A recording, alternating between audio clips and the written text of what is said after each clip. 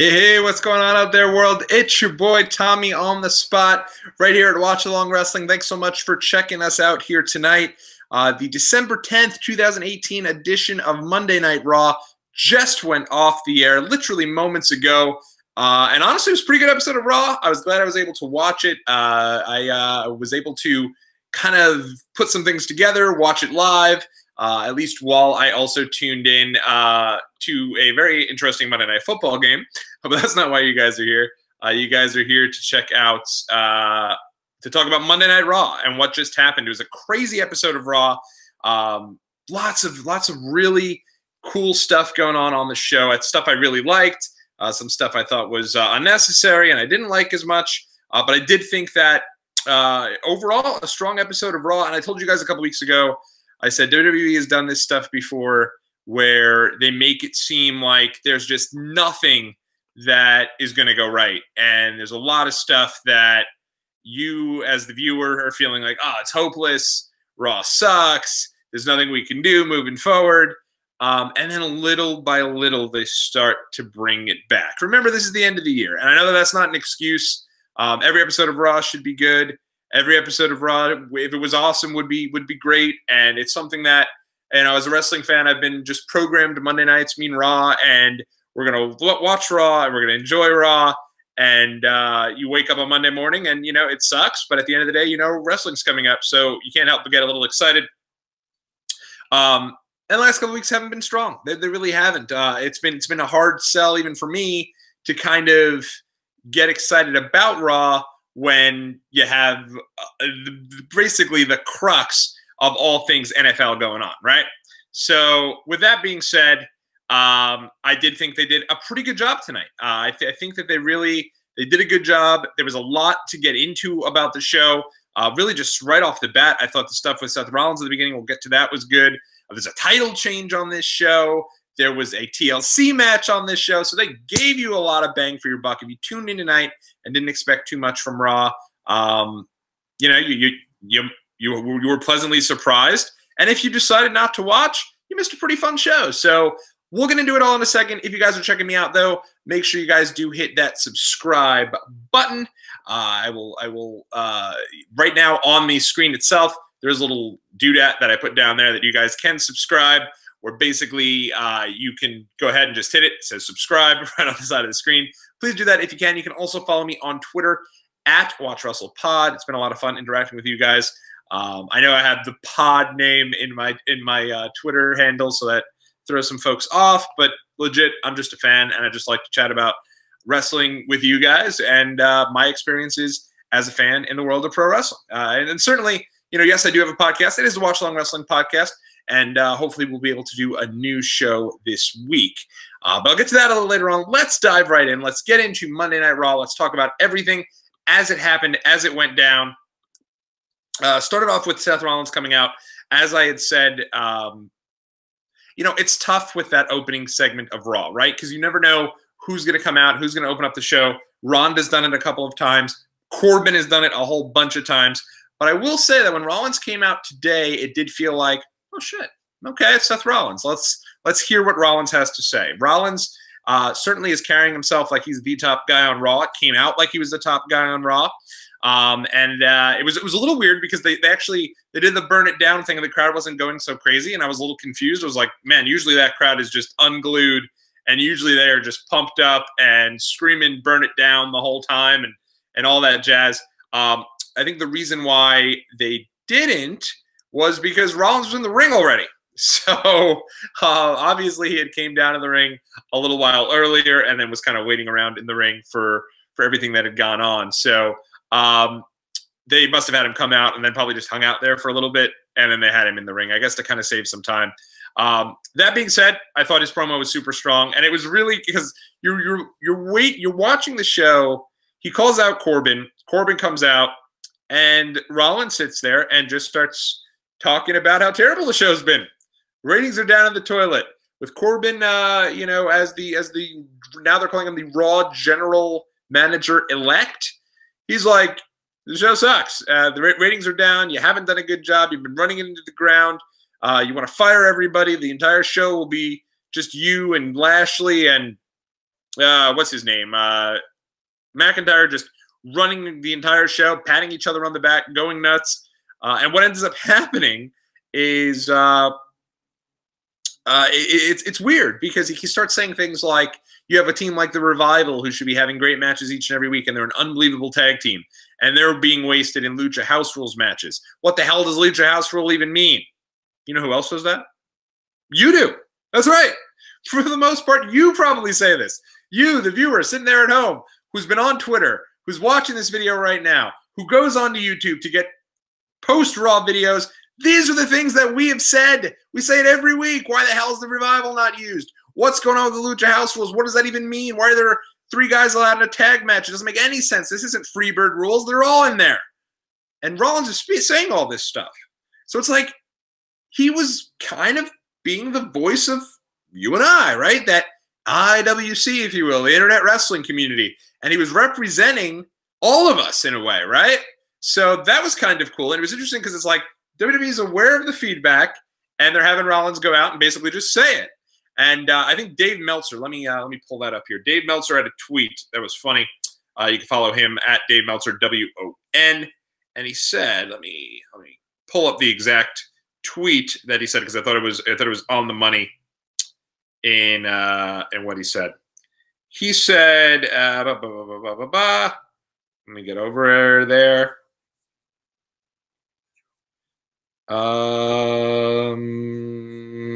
Sorry. All right, let's see. He said, Vince is actually scripting a segment blaming himself for how bad ratings have gotten and using Corbin as his surrogate. It's fascinating. And it really was. Like, it was like Vince McMahon was obviously not happy with everything going on in terms of the ratings, right? Ratings haven't been great. And ratings have been awful, the worst of all time. And so it's something that has been discussed, and it's something that obviously WWE can't be thrilled about, right? No matter how good or how bad they are. I do apologize there, ladies and gentlemen. I have realized that I never put up the deal there. Hang on one second here. I do apologize for that. Give me one sec. And so if you're following along, I do apologize. I was over on the Twitter we have for Disney 101 Pod. So unfortunately, was not able to, I put this over on our Disney Twitter. So I'm now going on and adding it onto our Watch Along Wrestling Twitter for all the folks that are over there. But yeah, so it was interesting because very rarely does WWE come right out and just straight up say what the deal is with it, right? They don't usually just come right out and say, hey, we really kind of suck today. The show hasn't been good and people haven't been watching. And with that being said, I thought it was really interesting that they actually acknowledged it. And I thought that Rollins came out like a star. Corbin, I'm always blown away because I know Baron Corbin from the NXT days where Corbin would say something like, he'd come out and wouldn't say anything and he wouldn't even be a promo and he wouldn't do anything. But at the end of the day, I think he actually came across as he comes across well in his role as the top heel. And it's something that he's kind of been flown into. Obviously, this was supposed to be, in my opinion, the role for Strowman. They flipped him back super quick after flipping him to begin with, which was ridiculous. But I think that really is something that with flipping Corbin over and really kind of boosting up his role, I think he's done a good enough job in the role as that smarmy heel. Now, I do think this all is for him is going to come to an end. I really do. I think he's not. I don't think he's going to beat Braun. I actually half expected him because what this ended up leading to tonight was a deal where Rollins baited Corbin into accepting a TLC match with him. Now, this doesn't make any sense because Rollins is the champion, but he asked Corbin if he wanted to have a TLC match with him. They had the TLC stuff all around the ring. Corbin accepted the challenge only because Rollins kept calling him a coward and literally just kept going, coward, coward, coward. And Corbin would try to talk, and Rollins would say, coward, coward, and kept interrupting him. It was probably the only part of the deal I hated, but the promo I couldn't stand. But I didn't like the coward stuff, but other than that, I thought it was a great promo. Set up a TLC match for later on. First TLC match in a long time. And one of the other things I thought that was interesting was Rollins had also acknowledged that Lesnar was champion again, despite the fact that no one wants him to be champion, despite the fact that he hasn't been on Raw in 16 years. And we're sitting there going, how is that possible that he hasn't had a match on Raw in 16 years? He left WWE in 2004. Remember that he was on SmackDown pretty much exclusively in 2003 and 2004, his final years with WWE. So I thought that was interesting. I thought it was cool. And it was interesting to hear Seth kind of being that voice of the people. That led us to our first match of the night, which was a 2-on-3 handicap match. You had AOP teaming up with Drake Maverick to defend the tag titles against Chad Gable and Bobby Roode. Big shocker here. This, you know, it's funny. This reminded me a lot. There was a Raw years ago where where CM Punk leaves, and it didn't seem like WWE had any clue. People were like, what are they going to do? They're coming back to Chicago. CM Punk isn't there. The crowd's going to want CM Punk. It's going to be a disaster. They're going to hijack the show. And rather than them hijacking the show, WWE just put on a kick-ass show. And it started off with the Usos defeating the New Age Outlaws for the Tag Team Championships. Well, that is what happened. That reminded me of what happened here, because Chad Gable and Bobby Roode won the tag titles tonight. That's right. Ready, willing, and glorious. Your new tag team champions, defeating the team of AOP and Drake Maverick. And the way they did this was actually pretty smart. They had Drake Maverick get in the ring. Basically, AOP lays out Bobby Roode. Drake Maverick gets in the ring, and he's getting ready to do the glorious kind of mock of Bobby Roode. And when he goes in there to do so, Bobby Roode rolls him up, gets the 1, 2, 3 new champions, Chad Gable and Bobby Roode. And what was also interesting was in the post-match interview, they both said, hey, you know, right now there really hasn't been too much hope here on Raw, and we're happy that we were able to provide a little bit of hope here and to do so in winning the tag titles. And I thought this was cool because this is showing that, hey, Rollins is trying to stand up for the locker room, but there's other guys who are struggling. Finn Balor's hurt. Elias is being screwed with. And now even guys like Roode and Gable on the kind of the undercard / mid-card, those guys are feeling it as well. They get the tag titles. Chad Gable has won the title with every partner he's had now except for poor Shelton Benjamin. And, yeah, you say what you will about Bobby Roode being called up and maybe not being where we all want him to be. He has 2 different title reigns now. He's won the U.S. title. Now he has the tag team championships. I do expect that at some point he's going to turn on Chad Gable. But why not make them a lovable team and a lovable partnership, I guess, until that happens. Okay. So, yeah, I thought that was cool. And they protected AOP. Drake Maverick, he's not being booked as somebody who's a viable wrestler right now. He's simply the manager of AOP. So there's no problem with him taking the pinfall. And AOP should be protected, and were in this situation. So I actually liked it. Thought it was really cool. Next up, they announced it was going to be Dolph Ziggler facing off with Drew McIntyre, a rematch between the two tonight. I'll be honest, I would have loved if they had held off on this for a bit, kind of let this build that Dolph got the win over Drew. Instead, they had a rematch tonight.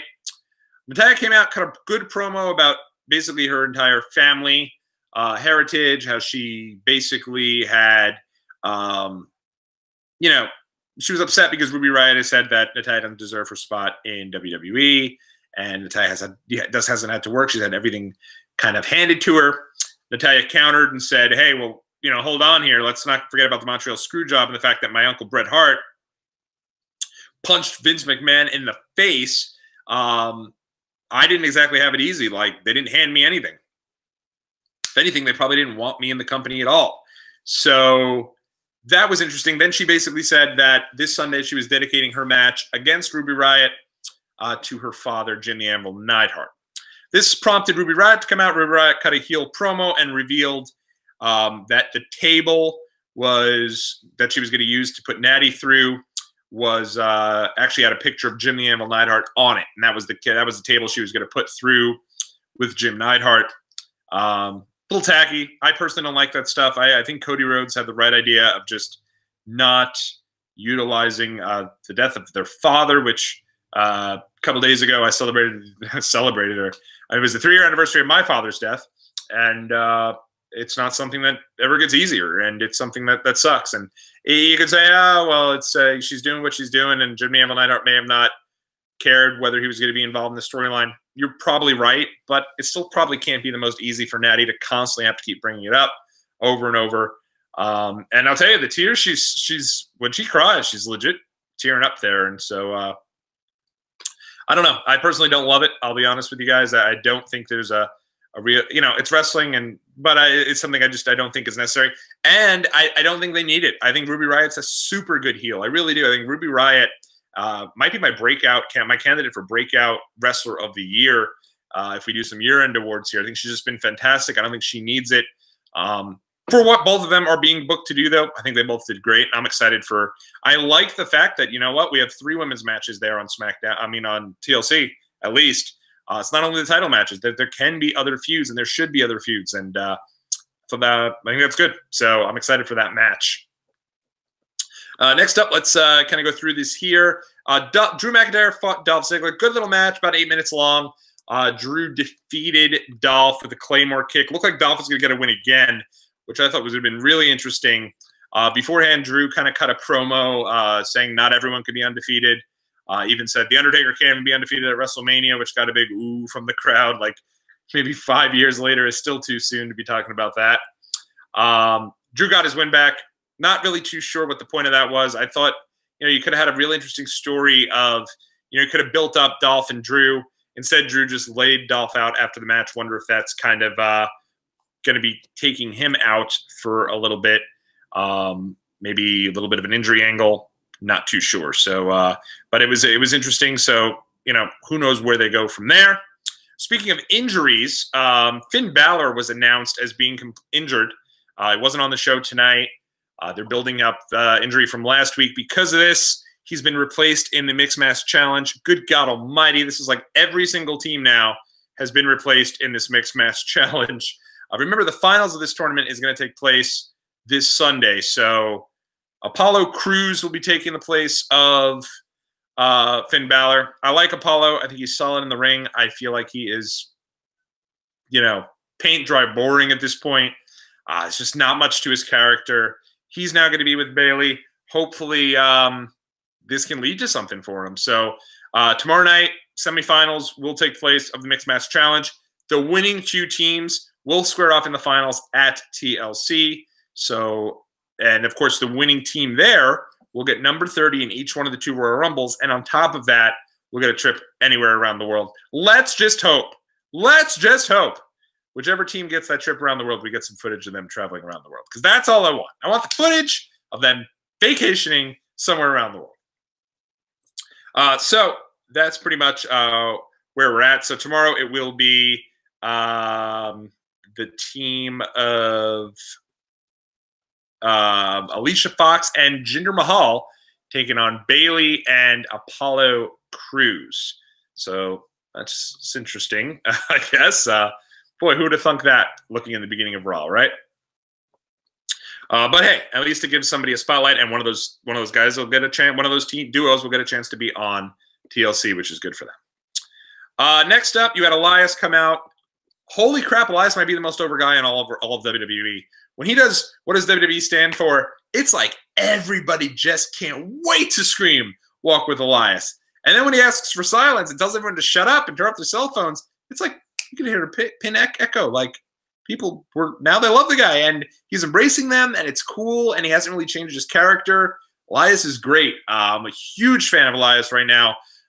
Every week as a babyface, I think he continues to do well, and it's really good stuff. So that was fun. That was really cool. And then this brought out Leo Rush. Bobby Lashley came out with Leo Rush, and Leo Rush and Elias had a bit of a match. Kind of a nothing match. It was, just kind of there, a couple minutes. Leo beat Elias because what they were doing was they were building up that now Heath Slater is the lowly referee, and Corbin kind of has him in his back pocket. This would play out later on the show. So Slater was, bullied basically into allowing Lashley to come in, destroy Elias, and then Leo Rush got the win. Personally, I was like, it would have been really cool if Leo Rush got in there and could show and was able to show what he can do, and just totally went nuts and started, flipping and going crazy up on Elias. But it's not what he's doing right now. So, and I'm not sure he ever will on the main roster. I hope so, because he's super talented. But for what they're doing right now, it was just a quick little kind of a Weasley win and a win for Lio Rush. Moving right along. The Ronda Rousey, Nia Jax face-to-face segment didn't really happen because Nia came out. And I'll tell you, Nia's got more heat than anyone on the planet right now. I know there's rumors that her punching Becky Lynch was a work, and it wasn't legit. I don't think that's the case, but I will say that if that actually is what they did, completely ingenious. Because Nia is like white hot heel right now. People boo her out of the building like crazy. She's going up against Ronda on Sunday. People are going to be really into Ronda, but I wouldn't be stunned to see Nia take the belt there. And we'll talk more about that later on in the week. I will be doing my Brunch with Tots special on Sunday morning, going through all of the TLC matches and the preview predictions, all that fun stuff. So we'll get to that a little later on. But this led to a match. Basically, it looked like Ronda was going to go at both Nia Jax and Tamina at the same time. Prompted Ember Moon to come to Ronda's defense, which I actually thought was cool because it gets Ember Moon involved. She should be involved. They only have a couple of faces on Raw. Might legitimately only be Bayley, Sasha, Ronda, and Ember, come to think of it. So why not get Ember involved? And Natty, but Natty's doing her own thing. So you got Ember involved. Ember comes out. A little match between her and Tamina. Basically a nothing match. Ember did defeat Tamina. It was really nothing with nothing. They did show a video for Lars Sullivan. Looks like maybe he's coming to Raw. He said something like, when he is able to start to come to Raw, what you see on TLC is going to basically be a blip on the radar and nothing compared to what he can do. I'm a little torn. I don't know. Lars can be carried to a good match. Lars is solid in the ring. He had a good match, I feel like, with Aleister Black for the title down in NXT. He had a great match when he was a part of that six-man ladder match. Wait and see with Lars. I don't know. I'm not blown away by him. I know a lot of folks on Twitter love Lars Sullivan. I'm not really there, but I feel like I can get there. And I feel like he is definitely going to be on Raw, and he's going to get a good push, I do think. Should get the Ryback push. He should come out and just destroy dudes for 4 months until working his way up the card. Ryback went literally a couple months and then went for like a really high buy rate pay-per-view main evented by him against CM Punk. So people can get into a streak. People can get into a big monster guy. So we'll see. Wait and see with Lars Sullivan. Next up, we had, let's take a look. I have the result of my notes here. TLC. Okay, so next up was the main event. Seth Rollins and Baron Corbin for the Intercontinental Championship. Good match. Honestly, one of Baron's better matches. I thought that Seth and Baron did a good job. I thought they kind of tore the house down. Cool to see a TLC on Raw. It really did feel like, WWE's trying. They're trying to give us something. Feels like, reminded me of back in the day, you'd get a TLC randomly on Raw. It was weird because we got a full 20-minute TLC match just a couple days before TLC, on the go home before TLC. So it whets your appetite. A couple ways I feel like they could have gone here. I really thought that Corbin was going to win the belt because I don't think Seth needs the belt. I've said this a million times. Seth should be going for the Universal Championship. He should be going against Brock Lesnar. And so with that being said, I don't think he needs the IC belt. I think at this point, maybe it's a little below him. So I expected him maybe to lose this one. I thought maybe Ambrose would cost him. But then I thought maybe they'll do like back in '97 when Austin kind of tried to come out and help Brett because he wanted Brett to get the belt so that he can go against Brett for the title at WrestleMania. Thought maybe Ambrose comes out and helps Rollins to keep the belt. And then I thought maybe you bring out Braun, and Braun kind of evens the odds there against Corbin. None of that happened. Instead, they had a good match and ended up where Heath Slater, who was the referee, turned on Rollins. And there's this moment because Rollins hit a crazy frog splash off the top rope, through a table with Corbin there. Rollins is climbing the ladder. Heath pushes the ladder over. And I really thought, I was like, my God, Corbin's done.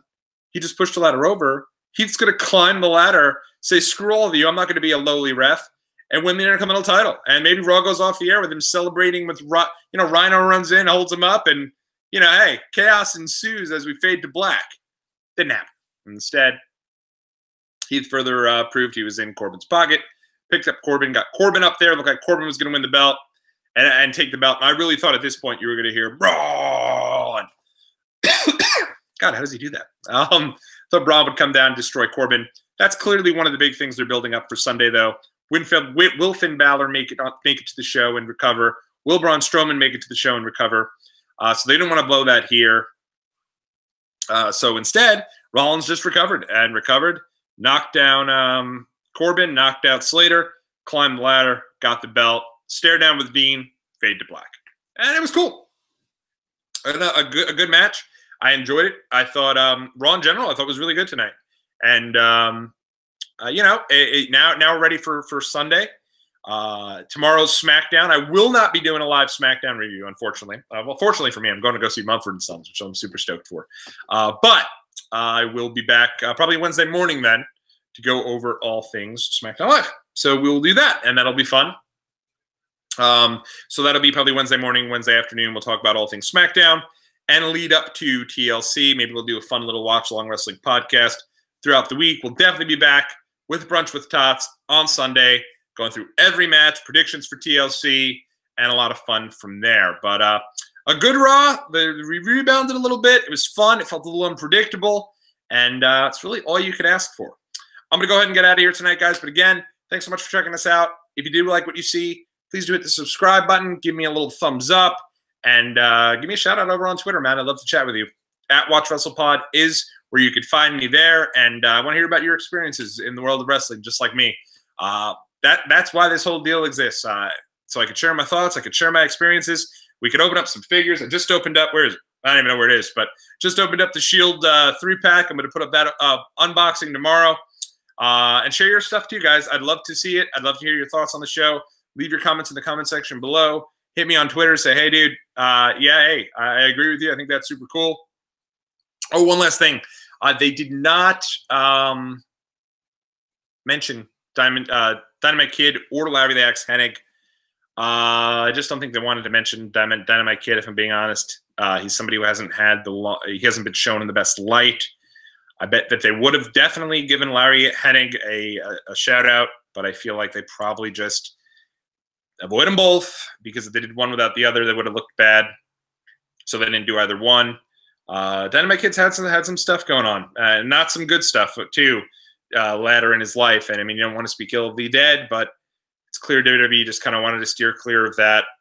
Kind of just is what it is. But yeah, hey, it's tough. But they didn't acknowledge any one of them. But it's interesting to see. Not only did they build up things for TLC this Sunday, but I think they built up some things for Raw. Interesting to see where they go with Slater here. He's the guy, man. I mean, this is the 6th tag team. This guy tag team / faction that he's outlasted here. He had the Nexus. He had the Core. He had the what was it? The 3MB. He had Slater Gator.